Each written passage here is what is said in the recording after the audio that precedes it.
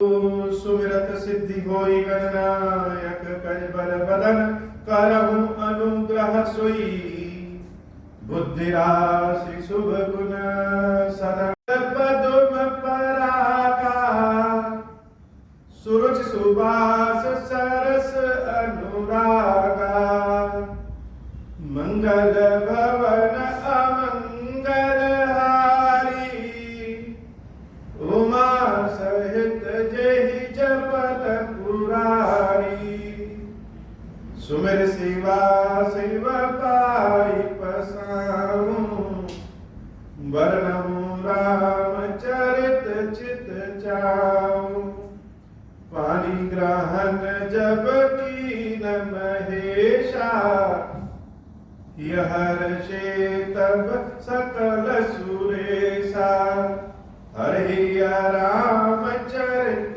सब आए प्रेम पुलक लोचन जल छाए कवन सुकाज कठिन जग माही जो नहीं होई तात तुम पाई राम काज लगी तब अवतारा सुनहि भयऊ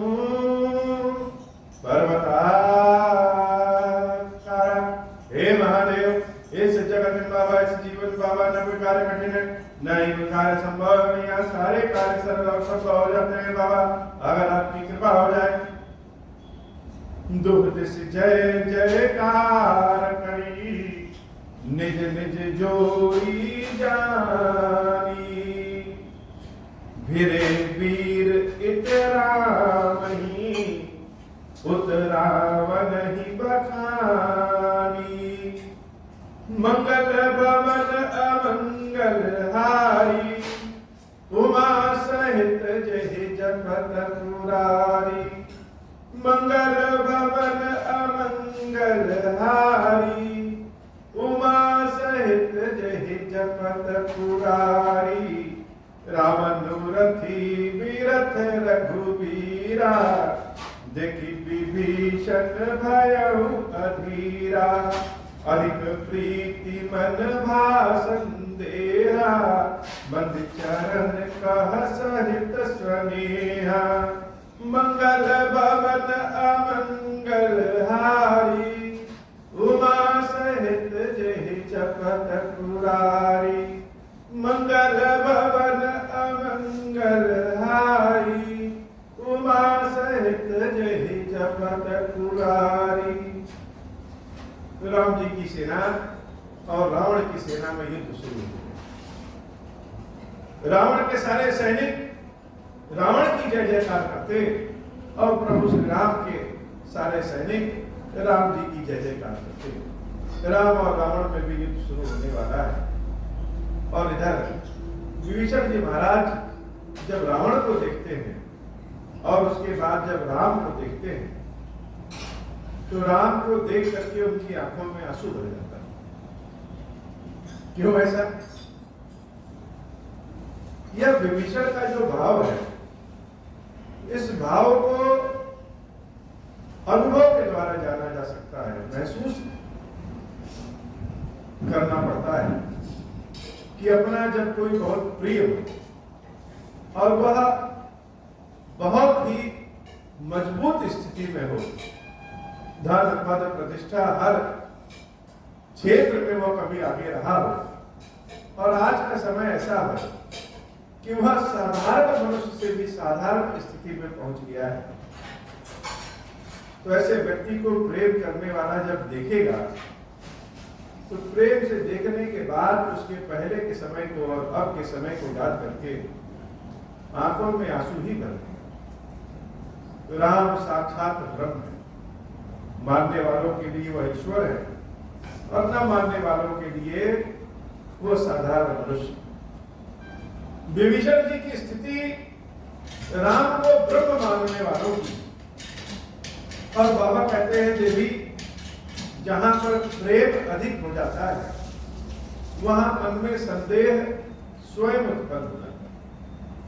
संदेह का मतलब, शंका का मतलब कि जब हम किसी को प्रेम के भाव से देखने लगते हैं तो उसको खोने का भय अपने आप मन में आ जाता है, इसको खो न दे। विभीषण जी जब रावण को रथ पे चढ़े देखते हैं और रावण के हर चीज को जानते हैं, और वही विभीषण जब राम की ओर देखते हैं तो देखते हैं कि रावण तो दिव्य रथ में सवार है, लेकिन प्रभु श्री राम बिना रथ के जमीन पर खड़े होकर के युद्ध करने के लिए तत्पर। यह भाव की बात यह है कि वह राम को देख करके मोहित हो जा रहे हैं कि मेरे राम जी कितनी मेहनत कर रहे हैं, परिणाम क्या आएगा पता नहीं, लेकिन एक और त्रिलोकी रावण जिसके पास धन पद प्रतिष्ठा शक्ति संपूर्ण साम्राज्य सब कुछ है, और दूसरी ओर राम जिनकी शक्ति देवी सीता ही जिनके साथ नहीं है, बाकी चीज तो और बात की बात है। एक और राक्षसों की सेना और दूसरी ओर राम के पास सेना में कोई मनुष्य भी नहीं है, बानर और भालुओं की सेना। एक और रावण दिव्य रथ पे चढ़ा हुआ है और दूसरी ओर राम भूमि पर खड़े होकर के युद्ध लड़ने के लिए तत्पर। एक और रावण अनेक तरह के युद्ध वाले कवचों को धारण किया है और दूसरी ओर राम के चरणों में तो चप्पल भी नहीं है, खड़ाऊ भी नहीं, नंगे पैरों जमीन पे खड़े होकर के मेरे राम जी युद्ध कैसे करेंगे, वो भी रावण से युद्ध कैसे करेंगे। अधिक प्रीति मन भाषण देहा बंद चरण का सहित सने। विभीषण जी महाराज के प्रेम हृदय में बहुत प्रेम है, इसलिए संदेह है, और वह रोक नहीं पाए अपने आप को कहने से, और रघुनाथ जी के चरणों को पकड़ करके अपने गोद में रख के सहलाने लगते हैं।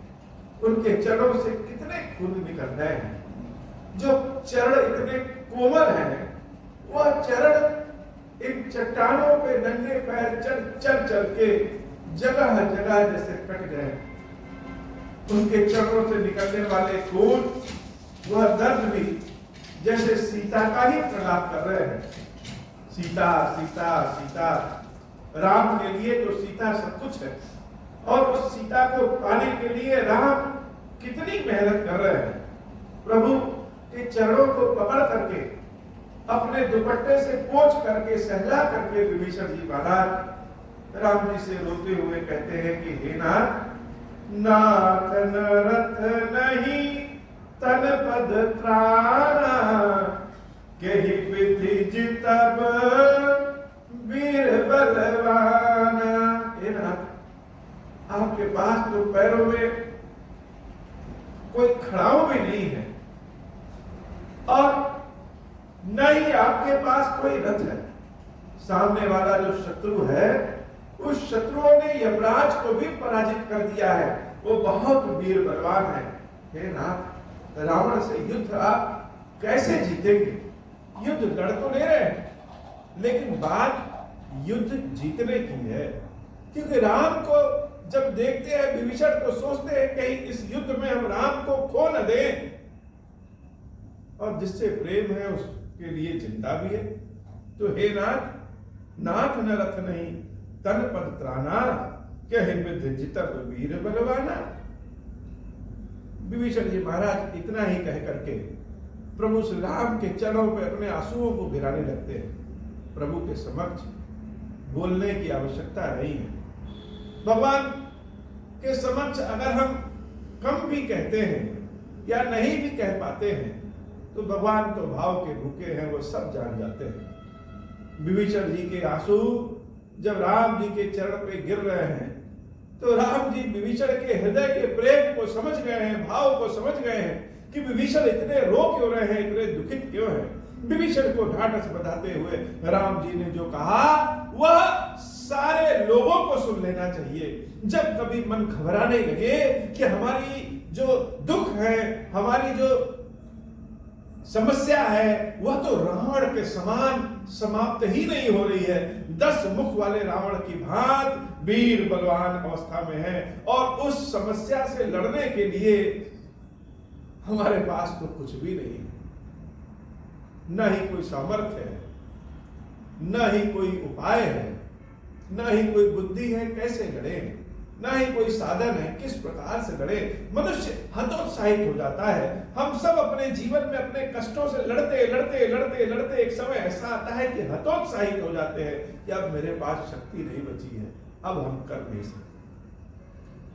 लेकिन राम जी के इस संदेश को सुनने के बाद हृदय का विश्वास, मन का प्रेम और बढ़ जाता है।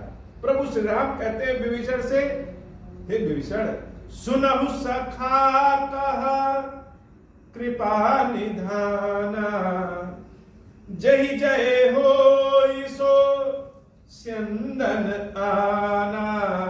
हे विभीषण, चिंता क्यों करते? भगवान शंकर कहते हैं देवी, राम इसलिए करुणा निधान है कि अपनी सफलता प्राप्त कैसे करें यह कोई बताता नहीं, लेकिन राम जी हर वह कार्य सारे संसार को बताते हैं जिससे दूसरों का कष्ट दूर हो जाए। राम यही तो सिखाना चाहते हैं कि हम अपने कर्तव्यों के द्वारा, अपने कर्मों के द्वारा अपने कष्ट को दूर कर सके। प्रभु श्री राम विभीषण से कहते हैं, विभीषण, जय जय होई सो स्यंदन आना। यह मत सोचो कि रावण रथ पे सवार है और हम बिना रथ के। जिस रथ से विजय होती है, जय प्राप्त होती है, वह रथ कोई और ही रथ होता है, वह दिखता नहीं। विभीषण जी महाराज हाथ जोड़ करके प्रभु श्री राम की बात सुन रहे हैं और राम जी ने एक ऐसी अद्भुत बात कही, सौरज धीरज तेहि रथ चाका। वह दिव्य रथ कुछ और ही है, वह दिख नहीं रहा है भले, लेकिन मेरे पास है। और उस रथ के जो पहिए हैं वह पहिया शौर्य और धैर्य। शौर्य अर्थात हम अपने कर्म को न छोड़ें, अपना प्रयास करते रहें, प्रयास करते रहें। परिणाम आए या ना आए, लेकिन हम अपने प्रयास को बंद न करें। और प्रयास कैसा? शौर्य के साथ प्रयास। प्रयास मन दबा के नहीं, यह सोच करके कि हमारा कर्म ही हमारे हाथ में है और हम यही कर सकते हैं और यही हमारा सबसे बड़ा गुण है, इसको करें। तो रथ के जो 2 पहिए होते हैं वह शौर्य और धैर्य। जैसे एक पहिए से रथ नहीं भागेगा, वह तो 2 पहिए पे ही भागेगा। तो जीवन जीने का जो रथ होता है, विजय प्राप्त करने का जो रथ होता है, वह रथ का एक पहिया शौर्य है और दूसरा पहिया धैर्य। धैर्य नहीं रहेगा तो हम शौर्य के साथ काम नहीं कर पाएंगे। और धैर्य कितना भी हो, शौर्य नहीं है तो बिना मतलब का। प्रभु श्री राम कहते हैं, सौरज धीरज तेहि रथ चाका, सत्यशील दृढ़ ध्वजा पताका। अपने लिए जो हमने परिणाम चुना है, अपने लिए जो कर्तव्य पथ चुना है, वो कर्तव्य पथ चाहे जैसा भी हो, सत्य, शील और दृढ़ता उस कर्तव्य पथ की ध्वजा पताका होती है। जैसे किसी का अगर रथ है तो उसमें ध्वजा पताका लहराई रहती है, तो यह रथ की जो ध्वजा पताका है वह क्या है? सत्यशील दृढ़, अर्थात अपने कर्म के प्रति हम दृढ़ रहें और ईमानदारी से, सत्यता के साथ मतलब जैसा भी सामर्थ्य भगवान ने दिया है, हमको जो कार्य प्रभु ने दिया है, यह मान करके कि हम उस कार्य को जिस भी तरीके से कर रहे हैं वो प्रभु का आशीर्वाद है, उसी कार्य को करते रहें, लगे रहें, दृढ़ता के साथ लगे। भगवान अगर किसी को कोई काम दिए हैं तो कुछ सोच समझ के ही दिए होंगे। जैसे महादेव जी ने हमको बाबा की स्थापना का काम दिया है तो कुछ सोच समझ करके ही दिया होगा। हम सोचे अगर पहले ही कि अगर महादेव जी की स्थापना हो गई तो आगे कैसे क्या होगा, कौन सेवा करेगा, कौन पूजा करेगा, कैसे मंदिर बनेगा, तो अगर ऐसा हम सोच के बैठ जाए तब तो हुई ना। प्रभु ने काम दिया है, प्रभु ने जब सेवा का काम दिया है वह करा भी लेंगे, और भविष्य में वर्तमान में ऐसे चीजों को सामने रख देंगे कि वह चीज अपने आप होती जाती है। भगवान के यहाँ एक बड़ी विचित्र बात है, और यह बात निश्चित रूप से आजमाई। जैसे समुद्र के सामने हम खड़े हो जाएं और कहें कि जल ले लो जितना भी लेना है, तो हम अपना पात्र के अनुसार तो ही ले सकेंगे, जितना बर्तन हम ले गए हैं उतना ही तो ले सकेंगे। ऐसे ही प्रभु के समक्ष जब हम खड़े हो गए, अब यह है कि मांग लो जो मांगना है, तो हमारा जो पात्र है वही तो मांग सकेंगे। तो भगवान के सामने विचित्र बात यह है कि भगवान इच्छा पूरी करे चाहे ना करे, लेकिन आवश्यकता जरूर पूरी करते हैं। इच्छाएं तो अनंत हैं। आज पत्थर का मंदिर है, कल हमारा इच्छा करेगा कि सोने का मंदिर बन जाए, परसों यह इच्छा करेगा कि मंदिर के अलावा जितने कक्ष हैं सब सोने के बन जाए। इच्छाएं तो अनंत हैं, लेकिन जो आवश्यकता है जिस काम की, ईश्वर वह जरूर पूरा कराते हैं, इसमें कोई संदेह नहीं। और आवश्यकता को पूरा करने के लिए हम अगर मेहनत करें, 1000 बार अगर मेहनत करें और परिणाम हमारे सामने शून्य आए तो भी कोई बात नहीं। भगवान के यहां देर है, अंधेर नहीं, और देर भी नहीं।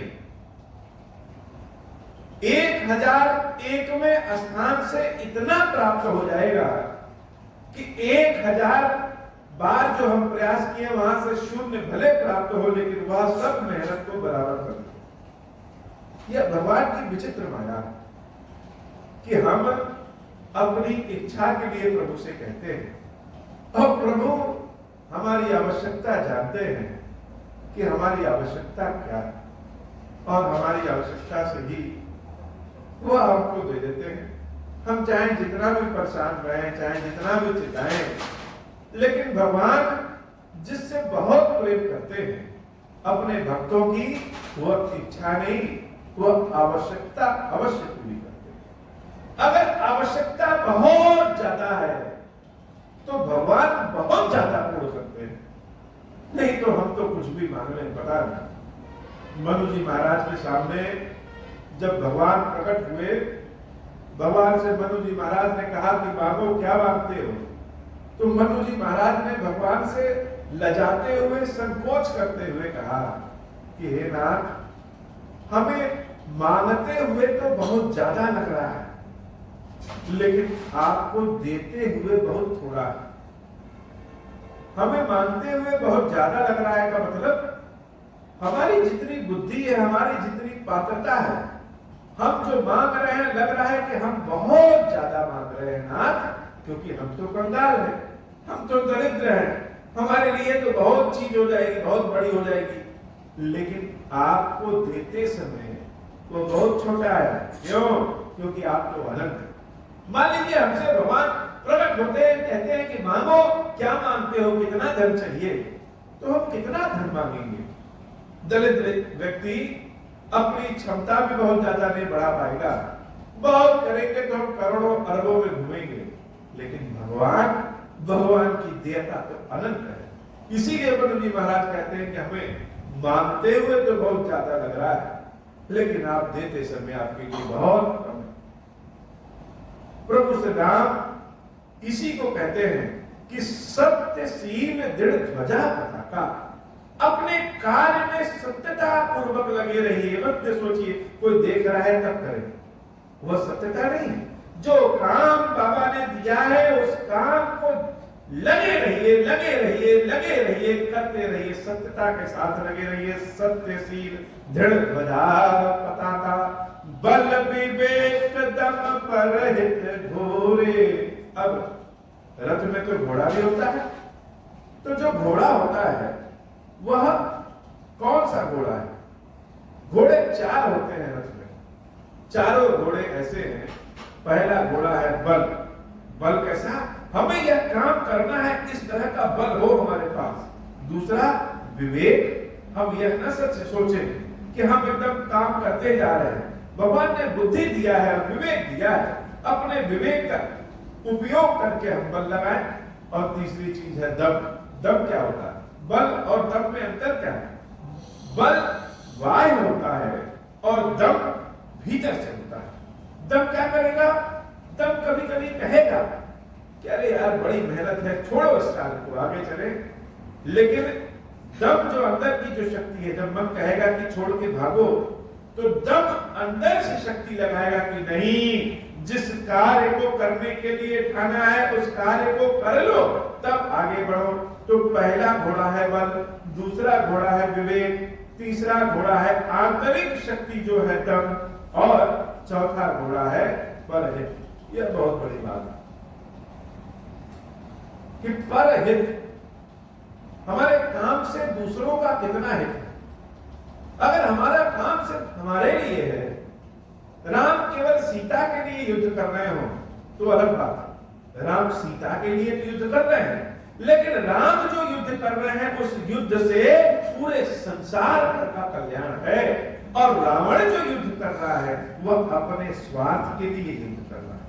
रावण को सीता प्राप्त हो जाएगी तो उसके अहंकार की शांति होगी, संसार का भला नहीं होगा।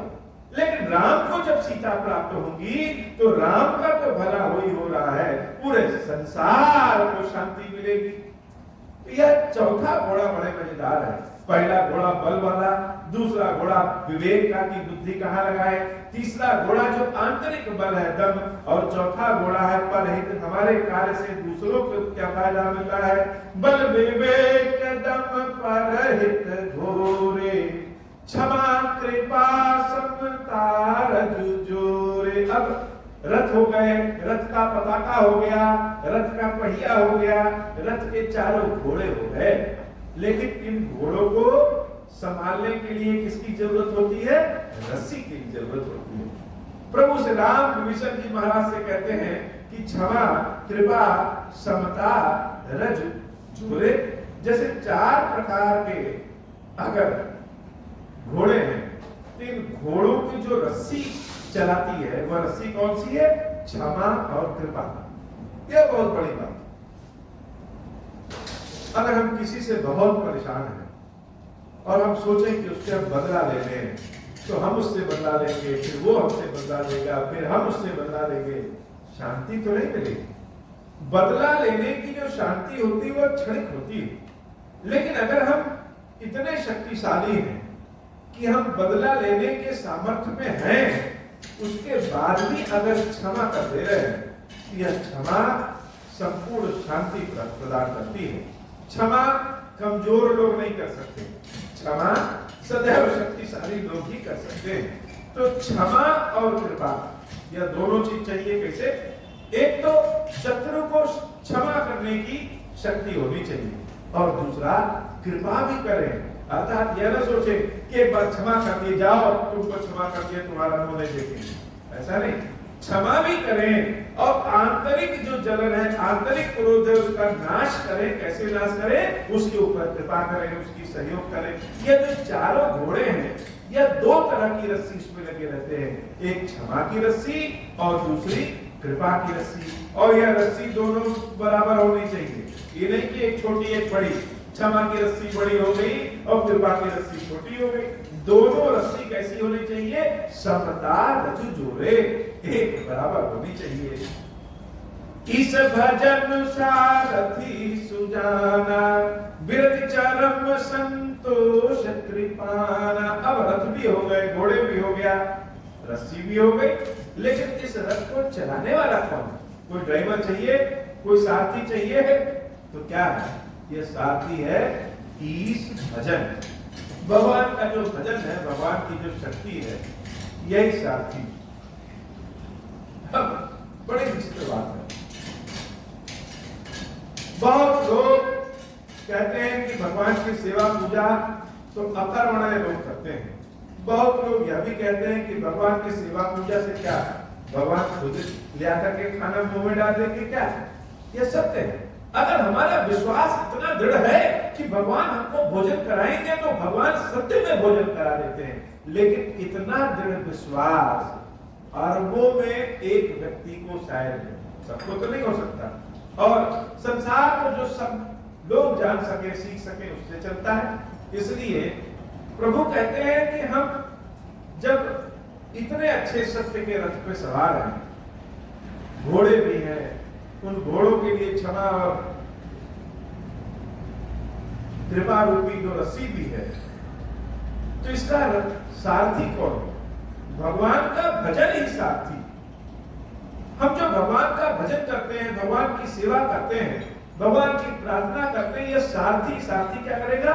यह सारथी रथ को कहीं गलत दिशा में ले जाने से बचाता है। भगवान का भजन हमारे जीवन को गलत रास्ते पे जाने से बचाता है। भगवान का भजन हमारे जीवन को संतुलित करता है। भगवान का भजन हमारे जीवन को आने वाले जन्मों के लिए भी प्राप्ति का रास्ता दिखाता है। तो ईश भजन ही हमारे सारथी हैं। अर्जुन के रथ के सारथी कौन थे? भगवान कृष्ण। भगवान कृष्ण तो स्वयं ईश्वर है, तो हम सब भी कृष्ण को अपना, ईश्वर को अपना सारथी बना सकते हैं। कैसे? जब हमारे पास बल विवेक दम परहित रूपी 4 घोड़े हों और क्षमा कृपा रूपी रस्सी हो, सौरभ धीरज रूपी 2 पहिए हो और सत्यशील दृढ़ ध्वजा रूपी पताका हो और सत्य रूपी रथ हो, तो भगवान ही हमारे सारथी होते हैं। हमारे सारथी तो महादेव जी हैं, हीरेश्वर बाबा ही है, यही कृष्ण है, यही विष्णु है, यही राम है, यही हनुमान है, यही शनिदेव है, यही नवग्रह है, यही सब कुछ है। प्रभु की कृपा ऐसी होती है कि वह हर रूप में होती है। बल ईश भजन सारथी सुजाना, विरत चर संतोष कृपाना। अब सारथी भी हो गया, लेकिन हर योद्धा के पास हथियार में एक तलवार ही नहीं होता, एक ढाल होती है और एक तलवार होती है। हर बार हम तलवार से मार ही नहीं सकते, हमें बहुत बार अपने ढाल से रोकना भी पड़ता है। जैसे यह हमारे जीवन की बात है कि हम जरूरी नहीं कि हर प्रश्न का सबको जवाब ही देते हैं या हर चीज का हम समाधान ही ढूंढें। हमारे पास ढाल होना चाहिए। ढाल किसका? मन के विश्वास का, दृढ़ता का, भगवान की भक्ति का, भगवान की कृपा का, कि उस ढाल अर्थात इतना मोटा आवरण होता है कि बहुत सारे वार जो दूसरे लोग करते हैं वह ढाल ही रोक लेता है, तलवार चलाने की आवश्यकता ही। प्रभु श्री राम कहते हैं विरत चरण संतोष कृपाना। जो वैराग्य है, ये वैराग्य क्या है? मन में बिना राग का होना। हम जो कर्म कर रहे हैं, महादेव जी की सेवा कर रहे हैं या जो भी कर्म कर रहे हैं, उसमें कोई राग न हो। अर्थात भगवान ने हमको काम दिया, हम उस काम को करते रहें, उसके फल का राग ना हो, फल की चिंता ना हो। यही बात भगवान श्री राम कृष्ण के रूप में जब महाभारत के युद्ध में गीता में कहते हैं कि कर्म करो फल की चिंता न करो। यह जो वैराग्य है, अच्छा एक बहुत बड़ी बात कि भगवान विष्णु जो सांसारिक है और भगवान शंकर को बैरागी कहते हैं। शंकर जी के मन में बैरागी विष्णु और विष्णु जी के मन में, क्षमा करिएगा, बैरागी शंकर जी के मन में सांसारिक विष्णु और सांसारिक विष्णु के मन में बैरागी शंकर जी रहते हैं। तो यह बैराग्य बहुत अच्छी चीज है। बैराग्य का मतलब कुछ लोग सोचते हैं कि संन्यास ले लेना, संसार छोड़ देना, ऐसा नहीं। भगवान शंकर से बड़ा बैरागी कौन है? सब कुछ होने के बाद भी वह राग द्वेष में है ही नहीं, वही बैरागी है। विरत चर्म संतोष कृपाना। तो यह बैराग्य ढाल है और संतोष ही तलवार है। इच्छाएं तो अनंत हैं भगवान के समान, लेकिन संतोष तो कहीं ना कहीं करना पड़ेगा। तो यह संतोष क्या है? संतोष हमारे लिए तलवार के समान है। अगर हम संतोष जानते हैं, संतोष करना सीख लेते हैं, संतोष कर लेते हैं, तो आने वाली बहुत सारी समस्याओं से, परेशानियों से बच सकते हैं। यह जीवन बहुत ही कम समय का है और उस जीवन में हम सोचते रहे कि यह ले ले, वह ले ले, संतोष ही ना हो तो जीवन पर्यंत परेशान रहेंगे और भगवान की भजन में लगे रहे कि प्रभु जो 2 रोटी दे देते बहुत है, कृपा है। भगवान को जब जब आवश्यकता होगी, भगवान हमारी आवश्यकता जानते हैं, तब तक वो हम कर देंगे। तो जीवन बड़े आराम से चलता रहता हो। सुख में ही दुख है और दुख में ही सुख है। बाबा के दरबार में बाबा की कृपा की यही लीला है। बहुत सारा दुख दिखेगा, लेकिन उस दुख में भी अगर हम देखेंगे तो महादेव जी की कृपा से बड़े आराम से रहेंगे, अर्थात मन में संतोष रहेगा और उस दुख में संतोष के द्वारा ही सुख आ जाएगा। यही तो प्रभु की कृपा है। तो विरत चर संतोष कृपाना, दान परस बुद्धि शक्ति प्रचंडा। अब हमारे पास सब कुछ है, लेकिन बहुत सारे आयुध होने चाहिए, प्रचंड प्रचंड शक्ति होनी चाहिए। राम जी ने बहुत अच्छी बात कही है कि अगर हमारे पास है तो हमको दान करना चाहिए। दान कलयुग का सबसे बड़ा धर्म माना गया है। दान के तो अनेक नियम हैं, लेकिन सच्चाई पूछा जाए तो वास्तव में कलयुग में दान का कोई नियम नहीं है। जहां आवश्यकता है अगर हम वहां देते हैं, यही दान है। इसके लिए न कोई जाति है, न कोई कर्म है। दान कलयुग का सबसे बड़ा धर्म है। सतयुग में धर्म 4 पैरों पर टिका होता है, त्रेता में धर्म 3 पैरों पर टिका होता है, द्वापर में धर्म 2 पैरों पर टिका होता है और कलयुग में धर्म सिर्फ 1 पैरों पर टिका होता है। वह 1 पैर क्या है? वह दान है। तो हे विभीषण, दान परस बुद्धि शक्ति प्रचंडा। दान क्या है? दान परशुराम जी का फरसा है जो बहुत सारी समस्याओं को ऐसे काट देता है। और जो बुद्धि है तो बुद्धि शक्ति प्रचंडा। संसार में सबसे ज्यादा शक्तिशाली कौन है? कोई कहता है कि काली बड़ी शक्तिशाली है, कोई कहता है नहीं लक्ष्मी जी के बिना नहीं चलेगा, कोई कहता है सरस्वती जी के बिना नहीं चलेगा, कोई कहता है जहां सरस्वती रहती है वहां लक्ष्मी नहीं रहती और जहां लक्ष्मी रहेगी वहां सरस्वती नहीं रहेगी।